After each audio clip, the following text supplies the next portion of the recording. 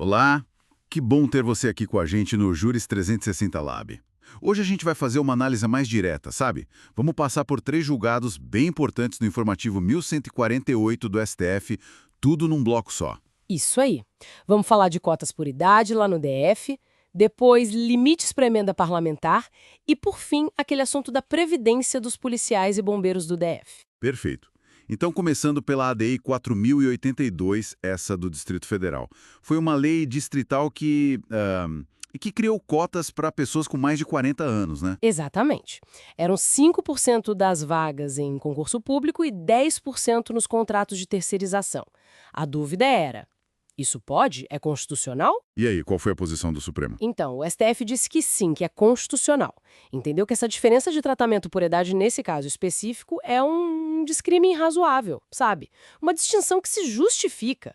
E que isso se encaixa na competência suplementar do DF para legislar sobre proteção ao emprego, para criar ações afirmativas. Claro, sempre olhando para as normas gerais da União, né? Entendi. É uma forma de combater o etarismo, então. Aquela discriminação por idade que a gente sabe que existe muito no mercado de trabalho. Exato. O objetivo é esse mesmo: ajudar quem tem mais de 40 e enfrenta mais dificuldade para conseguir ou manter um emprego. E é interessante ver o Estado usando o próprio poder de compra, né? Tipo, nas contratações, para impulsionar uma política social. Pois é o chamado poder de compra estatal, a serviço de uma causa. O STF reconheceu que isso é válido, que as contratações podem sim induzir comportamentos e promover a inclusão. Faz sentido. Conecta com a ideia de igualdade material, né? E proteção da família também. Isso, porque o emprego nessa faixa etária tem um impacto social e econômico muito grande. E teve também um detalhe na interpretação, não foi? Sobre a expressão chefe de família. Ah, sim. Bem lembrado, o STF deu uma interpretação conforme para dizer que não é chefe, no masculino, mas sim chefia de família. Bem mais abrangente, né? Inclui todo tipo de arranjo familiar. Mostra uma atualização importante da linguagem. Sem dúvida. Acho que a grande relevância aí é essa validação de políticas locais de inclusão. Mostra que os estados e o DF podem agir para proteger grupos mais vulneráveis no mercado. Legal. Bom, saindo um pouco dessa área de política social e indo para uma questão mais de processo legislativo, lá em Minas Gerais, a DI 7.230. Essa aí tratou de limites ao poder de emenda parlamentar? Isso.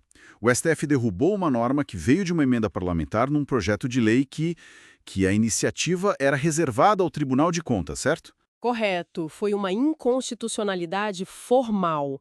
O problema principal foi a falta de pertinência temática. Explica melhor isso. É o seguinte, o projeto original, que só o TCU podia propor, falava sobre a procuradoria jurídica do próprio tribunal. Aí vem um deputado e colocou uma emenda sobre regras para a escolha de conselheiro do TCU. Ah, assuntos bem diferentes. Totalmente. Um não tinha nada a ver com o outro. E, além disso, a emenda mexeu no assunto que também seria de iniciativa do TCU, ou pelo menos relacionado à sua estrutura. Invadiu a competência, sabe? Entendi. A emenda pegou uma carona indevida e tratou de matéria estranha. E o STF mencionou o princípio da simetria também, né? Mencionou.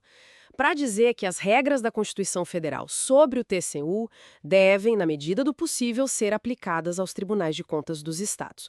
O recado final é: parlamentar não pode emendar projeto de iniciativa reservada para tratar de qualquer coisa. Tem que ter a ver com o tema original. Proteção da autonomia dos órgãos e da separação de poderes, no fundo. Exatamente. E para fechar, voltamos ao DF com a AD 5801. Agora sobre previdência dos agentes de segurança. Isso, policiais civis, militares e bombeiros militares. A discussão era se a lei do DF, que vincula eles ao regime próprio de previdência do DF, o RPPS local, era válida. Porque tem aquela questão, né? A Constituição diz que a União organiza e mantém essas forças. Sim, esse era o ponto da controvérsia. Mas o STF disse que a lei distrital está correta. Por quê? Porque apesar da União organizar e manter, principalmente financeiramente via fundo constitucional, o vínculo funcional, o dia a dia administrativo desses servidores é com o Distrito Federal. Ah, então essa é a chave. O vínculo administrativo e funcional. Precisamente. Eles são servidores distritais para esse efeito. E aí entra outra regra da Constituição. Cada ente federativo só pode ter um regime próprio de previdência para os seus servidores titulares de cargo efetivo. A regra da unicidade do regime previdenciário por ente. Isso. Então, se eles são servidores do DF, eles têm que estar vinculados ao RPPS do DF.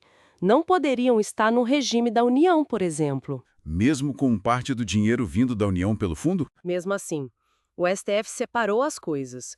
Uma é a competência da União para legislar sobre a estrutura e vencimentos dessas carreiras, como diz a súmula vinculante 39.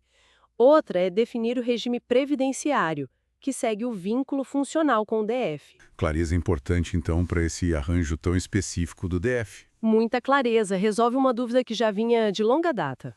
Bom, então, para a gente amarrar, tivemos a validação das cotas por idade no DF como uma ação afirmativa legítima. Isso.